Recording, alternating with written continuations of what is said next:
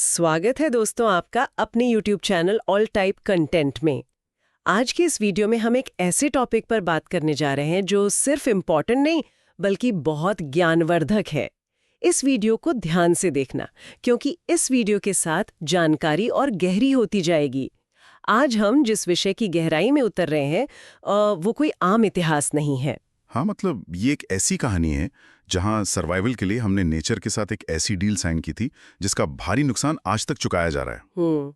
मेरे पास जो ground reality और डेटा है, यकीन मानो वो किसी के भी होश उड़ा देगा। सही में, क्योंकि हम हमेशा वही पुरानी बातें सुनते हैं कि भारतीय खेती कैसे विदेशी आयात पर निर्भर थी। वो जो एक दौर था जिसे शिप टू माउथ कहते थे। बिल्कुल, जहाज से अनाज आता था और सीधा लोगों की थाली में जाता था।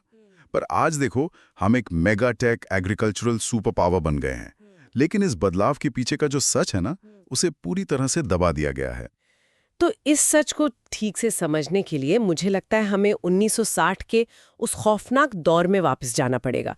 देश लगातार सूखे की मार झेल रहा था। ये सिर्फ खेती का मुद्दा नहीं था यार, ये हमारे वजूद की लड़ाई थी। एकदम सही कहा। हालात इतने खराब थे कि अगर विदेशी अनाज ना आता तो लाखों लोग भूखे मर जाते। और तभी एंट्री होती है डॉक्टर एम.एस. स्वामीनाथन और नॉर्मन बोरलॉग की। इन्होंने हालात को बदलने के लिए ग्रीन रेवोल्यूशन यानी हरित क्रांति की शुरुआत की। पर एक मिनट रुको, उन्होंने ग्राउंड पर ऐसा किया क्या था? मेरा मतलब है खेती तो सदियों से हो रही थी, तो उन्होंने अचानक से कौन सा नया विज्ञान लगा दिया वहां? उन्होंने उच्च उपज वाली किस्में, जिसे हाई यील्डिंग वैरायटीज कहते हैं, उनका इस्तेमाल शुरू किया। पर इसमें 3 सबसे बड़े तकनीकी बदलाव थे जो लैब में डिजाइन किए गए थे। सबसे पहला था पौधों का बौनापन या ड्वार्फिज्म। बोनापन मतलब उन्होंने फसल को जानबूझकर छोटा कर दिया। पर इससे क्या फायदा होगा? फसल तो लंबी और घनी होनी चाहिए ना? यही तो कैच है। देखो, पुरानी किस्म के गेहूं के पौधे लंबे होते थे। अगर उन्हें ज्यादा पानी और खाद दी जाए तो उनका अनाज वाला हिस्सा इतना भारी हो जाता था कि वो अपना ही वजन नहीं संभाल पाते थे। अच्छा, तो हवा चली या बारिश हुई तो पूरी फसल जमीन पर गिर जाती होगी। बिल्कुल, इसे लॉजिंग कहते हैं। तो फसल को गिरने से बचाने के लिए उन्होंने उसका तना छोटा और मजबूत कर दिया ताकि वो भारी अनाज का वजन झेल सके। पर इस पर गौर करो, ये नेचुरल का नेचुरल एवोल्यूशन तो नहीं था। ये तो ऐसा लग रहा है जैसे उन्होंने एक जेनेटिक सैनिक तैयार कर दिया हो, एक ऐसा सैनिक जिसे सिर्फ भारी कवच उठाने के लिए डिजाइन किया गया हो। सही पकड़ा। और दूसरा बदलाव तो और भी अजीब था। उन्होंने पौधों में उर्वरक यानी फर्टिलाइजर को एब्जॉर्ब करने की लिमिट बढ़ा दी। नॉर्मल पौधे एक हद तक ही पोषण लेते हैं। तो क्या इन नए बीजों में ऐसी कोई लिमिट नहीं थी? नहीं, इनकी भूख अनलिमिटेड थी। जितना ज्यादा सिंथेटिक नाइट्रोजन और फास्फोरस डालोगे, ये उतना ही ज्यादा अनाज पैदा करेंगे। एक तरह से इन्हें केमिकल का आदी बना दिया गया था। बाप रे, ये तो काफी खतरनाक लग रहा है। और तीसरा बदलाव क्या था? तीसरा था रोग प्रतिरोध। एक रस्ट फंगस नाम की बीमारी होती है जो गेहूं के पत्तों को पूरी तरह बर्बाद कर देती है। उन्होंने इन नए बीजों को इस फंगस के खिलाफ इम्यून बना दिया। सच्चे, इन सब का असर उत्पादन पर तो बहुत जबरदस्त पड़ा होगा। भारत बहुत जल्दी दुनिया का दूसरा सबसे बड़ा गेहूं उत्पादक बन गया था ना? हाँ, और ये डेटा सुनने में बहुत शानदार लगता है, पर यही वो टर्निंग पॉइंट है जहां चीजें हाथ से निकलने लगी थी। वही मैं भी सोच रही थी। एज एन इन्वेस्टिगेटर मेरा दिमाग ये सवाल उठा रहा है, आप मिट्टी में इतना रसायन डाल रहे हो, बीजों को लैब में हैक कर रहे हो, नेचर के साथ इस लेवल की छेड़छाड़, क्या ये सच में सुरक्षित हो सकता है? नहीं था सुरक्षित। और इसका जो बैकलैश आया उस पर हम आगे आएंगे। पर उससे पहले एक और क्रांति हो गई। जब इन्हें लगा कि सिस्टम को अपने हिसाब से चलाया जा सकता है, तो इन्होंने ये मॉडल बीजों से हटाकर सीधा लाखों लोगों पर लगा दिया। तुम श्वेत क्रांति यानी व्हाइट रेवोल्यूशन की बात कर रहे हो। वो ऑपरेशन फ्लड जो 1970 के आसपास शुरू हुआ था, जिसमें डॉक्टर वर्गीस कुरियन और एच.एम. दलाया का सबसे बड़ा हाथ था। हाँ, और इनका इनोवेशन बहुत माइंड ब्लोइंग था। उस वक्त पूरी दुनिया में मिल्क पाउडर सिर्फ गाय के दूध से बनता था, पर भारत में ज्यादा दूध भैंस का होता है जिसमें फैट बहुत ज्यादा होता है। तो भैंस के दूध का पाउडर बनाने में प्रॉब्लम क्या थी? ग्लोबल साइंटिस्ट का मानना था कि भैंस के दूध को ड्राई करके स्किम्ड मिल्क पाउडर बनाना टेक्निकली इम्पॉसिबल है। उसके मॉलिक्यूल्स ड्राई होने पर जल जाते थे। पर कुरियन और दलाला ने एक ऐसी स्प्रे ड्राइंग टेक्नोलॉजी बनाई जिसने इस असंभव को संभव कर दिया। ये मजाक है क्या? उन्होंने वो कर दिया जो पूरी दुनिया नहीं कर पा रही थी। पर इस एक तकनीक से पूरा सिस्टम कैसे बदल गया? क्योंकि अब दूध जल्दी खराब नहीं होता था, उसको महीनों तक स्टोर किया जा सकता था। इसके बाद उन्होंने नेशनल मिल्क ट्रेड और गांव-गांव में सहकारी समितियां बना दी। एक मिनट, इसको थोड़ा और गहराई से सोचते हैं। अगर इस पैटर्न को ध्यान से देखा जाए तो सबसे बड़ा चमत्कार दूध नहीं था, सबसे बड़ा खेल था बिचौलियों का पूरी तरह से खत्मा। एग्जैक्टली। ये बस खेती या डेयरी का मामला नहीं था। ये तो एक कमर्शियल सर्जिकल स्ट्राइक की तरह लगती है। एक पूरे पुराने सिस्टम को उन माफियाज और बिचौलियों को बाईपास करके पावर सीधा छोटे किसान के हाथ में दे दी गई। ये एक बहुत बड़ा मास्टर प्लान था। और जब गवर्नमेंट और बड़े लोगों ने देखा कि पूरा का पूरा सिस्टम बाईपास किया जा सकता है, तब शुरू हुआ लालच का नया दौर। खेती अब भूख मिटाने का जरिया नहीं रही। यहां से रंगीन क्रांतियों का औद्योगिक जाल शुरू होता है। रंगीन क्रांतियां मतलब स्वर्ण क्रांति और गुलाबी क्रांति वगैरह? हाँ, खेती एक बहुरंगीनी ग्लोबल इंडस्ट्री बन गई थी। सबसे पहले आई स्वर्ण क्रांति 1991 से 2003 तक। निरपक तुतेजा के नेतृत्व में इसका पूरा फोकस अनाज से हटकर हॉर्टिकल्चर पे चला गया, यानी फल और सब्जियां। क्योंकि फल और सब्जियों की एक्सपोर्ट वैल्यू ज्यादा होती है, इनसे पैसा ज्यादा बनता है ना? बिल्कुल। 2005 में प्रोडक्शन 150 मिलियन टन था और 2015 आते आते ये 281 मिलियन टन हो गया। भारत फल और सब्जियों का दूसरा सबसे बड़ा उत्पादक बन गया। रुको, फल और सब्जियां तो बहुत जल्दी खराब हो जाती है। इतने बड़े हुए उत्पादन को संभालने के लिए तो इन्हें पूरा नया इंफ्रास्ट्रक्चर खड़ा करना पड़ा होगा। और वही तो सबसे बड़ा गेम था। इन्हें बाहर का पैसा चाहिए था, इसलिए नीतियों में बदलाव किया गया और 100% एफडीआई को मंजूरी मिल गई। 100% एफडीआई मतलब विदेशी कंपनियों को पूरी छूट मिल गई? हाँ, फिर क्या था, देश भर में आधुनिक कोल्ड चेन, मॉडर्न स्टोरेज और बुछाड़खाने बनने लगे। विशाल तिवारी के अंडर लाल क्रांति आई, जिसमें टमाटर और मांस का उत्पादन 3.1% हर साल बढ़ने लगा। और गुलाबी क्रांति में भी तो यही सब हुआ था ना? सही कहा। दुर्गेश पटेल ने गुलाबी क्रांति के जरिए मुर्गी पालन, प्याज और फार्मास्यूटिकल्स को पूरी तरह आधुनिक बना दिया। पर एक सेकंड, इस पैटर्न को ध्यान से देखो। FDI, cold chain, modern slaughter houses, ये तो अब किसी भी एंगल से गांव की साधारण खेती नहीं बची थी। ये एक पूरी तरह से कॉर्पोरेट सप्लाई चेन बन चुकी थी। एकदम सच। ये इंडस्ट्रियलाइजेशन था। पर सबसे बुरी चीज, सबसे बड़ा ट्रैप आना अभी बाकी था, जिसका नाम था काली क्रांति, ब्लैक रेवोल्यूशन। काली क्रांति? खेती में काला क्या पैदा हो रहा था?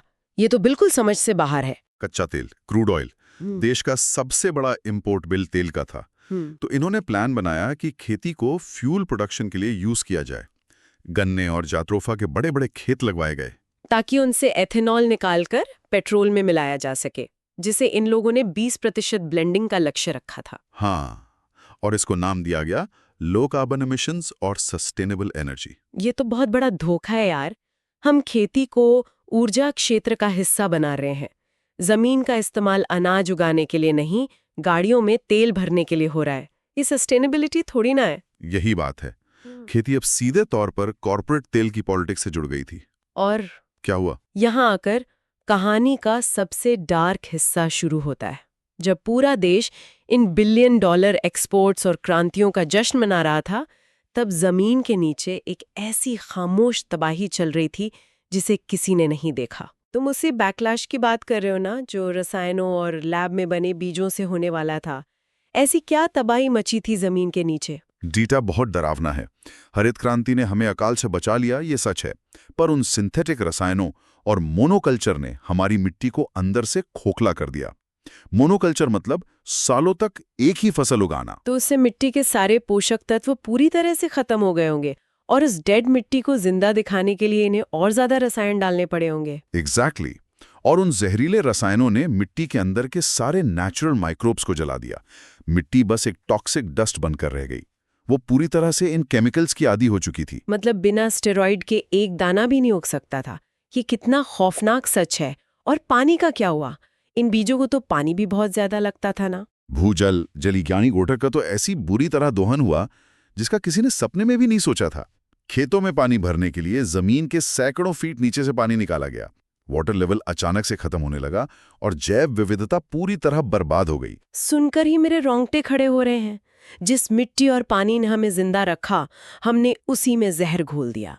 ये तो ऐसा लग रहा है जैसे हमने प्रकृति से एक बहुत भारी कर्ज लिया था और अब उस कर्ज की वापसी का वक्त आ गया है।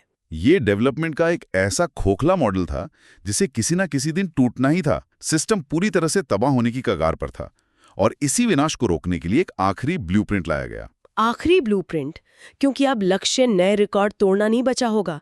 अब तो सिर्फ अपना अस्तित्व बचाना ही एकमात्र ऑप्शन रह गया होगा। इको टेक्नोलॉजी मॉडल बनाया। उनका नया सिद्धांत एकदम साफ था, बिना किसी पारिस्थितिक नुकसान के निरंतर उत्पादकता बढ़ाना। इकोलॉजी, अर्थशास्त्र और सामाजिक समानता के बीच एक परफेक्ट बैलेंस। सुनने में तो ये किसी यूटोपिया की तरह लगता है। जमीन से अनाज निकालोगे तो थोड़ा नुकसान तो होगा ही ना। इस प्लान को जमीन पर उतारा कैसे गया? इसे सच कर दिखाया सटीक कृषि यानी प्रिसिजन फार्मिंग ने। ये आने वाले कल का मास्टर ब्लूप्रिंट है, जहां इंफॉर्मेशन टेक्नोलॉजी का पूरा इस्तेमाल किया जाता है। अब किसान अंदाजे से काम नहीं करता। आईटी का इस्तेमाल, मतलब खेती में रियल टाइम डेटा और सेंसर्स की एंट्री हो गई। बिल्कुल। अब खेतों में जीपीएस से चलने वाले ट्रैक्टर हैं जो 1 इंच की गलती नहीं करते। पहले पूरे खेत को पानी से भर दिया जाता था, पर अब माइक्रोड्रिप सिंचाई होती है। पौधे की जड़ में एग्जैक्टली उतना ही पानी गिरता है जितनी जरूरत होती है। 1 मिनट, पर यह पता कैसे चलता है कि किस जड़ को कितना पानी चाहिए? ये तो असंभव लगता है। जमीन के नीचे इंटरनेट ऑफ थिंग्स वाले सेंसर्स दबे हुए हैं। ये सेंसर्स रियल टाइम में मिट्टी की नमी और उसकी फर्टिलिटी स्कैन करते हैं और डेटा सेंट्रल सर्वर को भेजते हैं। और बीमारियों का इलाज तो और भी एडवांस्ड है। कैसे? क्या अब पूरे खेत में अंधाधुंध दवा नहीं छिड़की जाती? नहीं, अब आसमान में ड्रोन उड़ते हैं जिनमें मल्टी स्पेक्ट्रल कैमरा लगे होते हैं। अगर खेत के किसी एक छोटे से हिस्से में कीड़े लगे हैं तो ड्रोन सिर्फ वहीं जाएगा और सिर्फ उसी पौधे पर दवा स्प्रे करेगा। रुको रुको, इस पर थोड़ा विचार करते हैं। इस सटीकता को अगर मैं ध्यान से देखूं तो ये खेती कम और एक आधुनिक सैन्य अभियान ज्यादा लग रहा है। सैन्य अभियान? वो कैसे? देखो, पहली हरित क्रांति के वक्त हमने खेतों पर रसायनों की कारपेट बॉम्बिंग की थी। पूरे खेत को जहर से नहला दिया था। पर अब हम ड्रोन और सेंसर की मदद से एकदम सर्जिकल स्ट्राइक कर रहे हैं। टारगेट लॉक किया और बस वही दवा डाली। एकदम सही एनालिसिस है।